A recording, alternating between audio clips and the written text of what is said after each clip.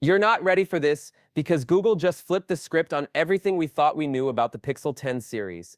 We're talking about four phones, a wild price strategy, an unexpected chip switch, and satellite tech that'll keep you connected in the middle of nowhere. It's bold, it's unpredictable, and it might be the biggest turning point in Pixel history. Whether you've been Team Pixel for years or you've never touched one, what's coming now is something you'll want to see unfold from start to finish. Welcome back, viewers. Sam here. Like what you're about to hear. Smash that like button, share it with your tech circle, and hit subscribe if you're into real, no-fluff updates like this. So let's get into it, because the leaks didn't just trickle out this time, they exploded. And weirdly enough, Google kind of helped it happen. Yep, a set of FCC filings, those super official documents meant for regulators, got picked up and decoded. What they revealed wasn't just model numbers and approval stamps. They told us almost everything we need to know about the Pixel 10, Pixel 10 Pro, and the new heavyweight contender, the Pixel 10 Pro XL. From hardware specs to network features to some suspicious new accessories, Google basically left the door wide open. And here's where things get spicy. Wireless charging is back across the board, but now it's magnetic. Yep, MagSafe style charging is making its Pixel debut.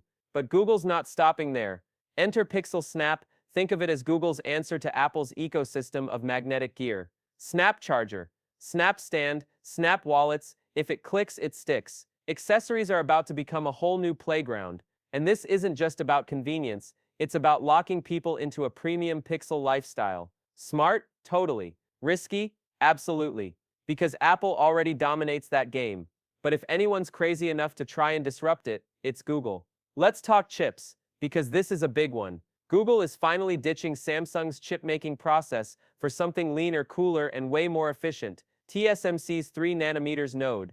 And sitting right in the middle of that is the new Tensor G5 chip. This isn't just a small jump from the G4, it's a re-engineered leap that promises cooler thermals, longer battery life, and actual flagship-tier performance. Gamers, content creators, even AI geeks, this chip is built for serious play. And unlike the past few years, this time early testers are saying the lag is gone, the heat is down, and the battery, lasting way longer than expected. Now here's a plot twist. MediaTek is back in the spotlight. Yeah, you heard that right. Google's reportedly using a MediaTek M85 modem in place of Samsung's often criticized solution. That alone could be a game changer for signal stability and network speeds. Remember those dropped calls or weird LTE hiccups? This move could finally shut all that down for good. Combine that with new support for non-terrestrial networks, aka satellite connectivity, and you're looking at a phone that's hard to lose connection with, even if you're out in the middle of the mountains or stuck on a road trip with 0 bars. And speaking of Pro XL, this new beast is making waves for a reason. Google's going big. Really big. The XL branding doesn't just mean a larger screen, it also means extra features like Thread support for smart home dominance, ultra-wideband for precise location sharing, and what might be the largest battery in Pixel history. Early leaks suggest a battery north of 5,400 mAh, with smarter adaptive charging that could squeeze out a full 2-day runtime. Oh, and while everyone's focused on the big names, Google quietly made the regular Pixel 10 better too, keeping wireless charging 6E Wi-Fi and that same improved modem setup. It may not have ultra-wideband or satellite tech, but it's still a solid flagship light device at a friendlier price point. Now let's hit pause for a sec and talk prices, because this is where things usually fall apart. But surprisingly, Pixel 10's pricing in Europe looks stable. The base model is sticking around €899.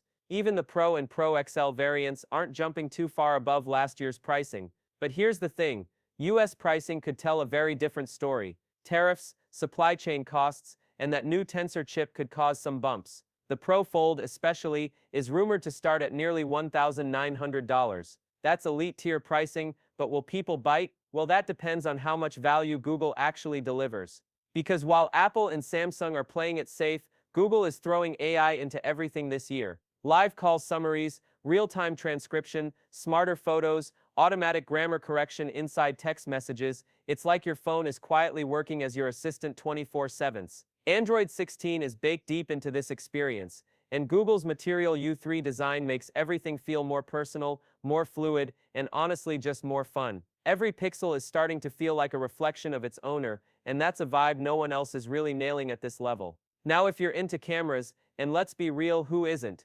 This year's story is a bit mixed. The base Pixel 10 is getting a long-awaited telephoto lens, which is awesome, but the Pixel 10 Pro and XL are reportedly sticking with last year's sensor setup. On paper, that sounds like a letdown. But thanks to the new Tensor G5 and Google's updated image pipeline, photos are processing faster and low-light results are looking even cleaner. Not revolutionary, but definitely evolutionary. Colors? Oh, Google had fun here. Pixel 10 comes in obsidian, lime shallow, blue and iris, a pastel meets neon mix that feels super fresh. The Pro and XL come in sterling, a super clean silver gray, porcelain forest green and obsidian. These finishes aren't just colors, they're Google flexing its design muscle. And that new porcelain hue? Already turning heads online. Accessories are going to play a much bigger role this time. Expect frameless cases with magnet support, snap-compatible power banks, and even Pixel-branded clip-on grips for creators. Google is building an ecosystem around convenience,